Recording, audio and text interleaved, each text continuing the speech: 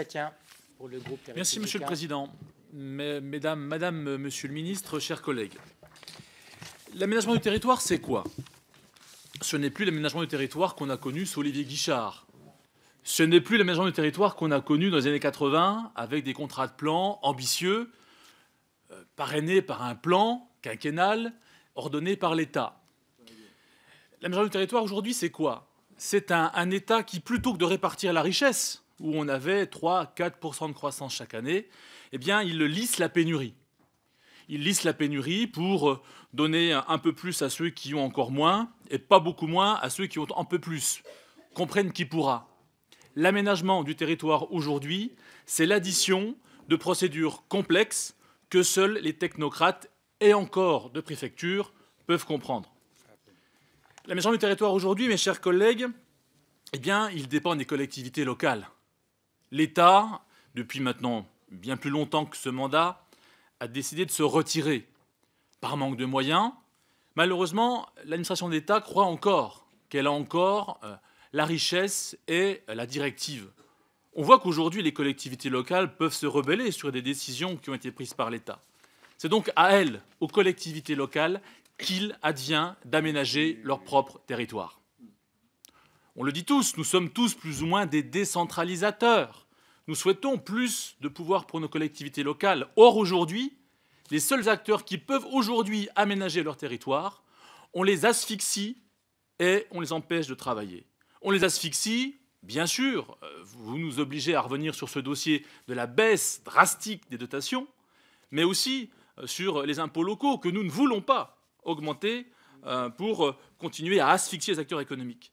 Donc les collectivités locales, qui sont les dernières à pouvoir aménager le territoire, eh bien, on les asphyxie par une baisse de dotation et on les empêche de travailler par des procédures d'une complexité rare. Les rapporteurs l'ont dit de manière un peu subreptice, un peu, j'allais dire, gentille par rapport au gouvernement.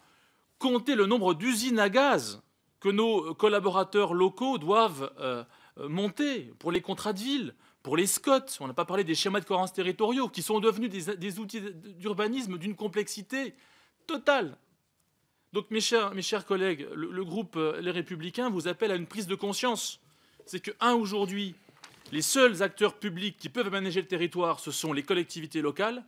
On n'est plus à distribuer des autoroutes ou des TGV, comme dans les années 70. D'ailleurs, les seuls TGV que vous avez pu distribuer, vous n'avez pas l'argent pour les payer. Bon, et puis c'est quelques mois avant les régionales, donc on sait à quoi ça sert. Donc aujourd'hui, les collectivités locales sont les seules à aménager le territoire. Et aujourd'hui, on est en train de les déstabiliser. On est en train de les déstabiliser par des baisses de dotations et on est en train de les déstabiliser en détricotant la réforme territoriale. Mes chers collègues, tout est lié. Tout est lié. Tout est lié. Lorsque vous imposez des seuils, un principe inexplicable avec des dérogations inexplicables.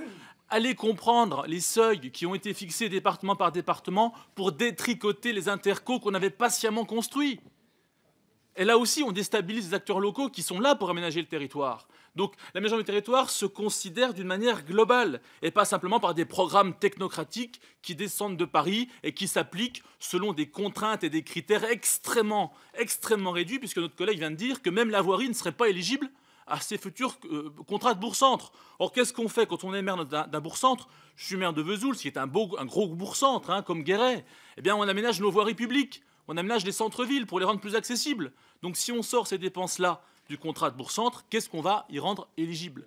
Donc voilà, mes chers collègues, ce qu'il nous faut pour une politique efficace, c'est de la simplification, c'est redonner la liberté aux collectivités locales d'aménager leur territoire comme bon leur semble. Et il faut que l'État comprenne qu'aujourd'hui, il n'a plus les moyens de ses ambitions. Et ce débat dépasse largement la gauche et la droite. C'est une prise de conscience générale auquel nous devons faire face aujourd'hui. Merci.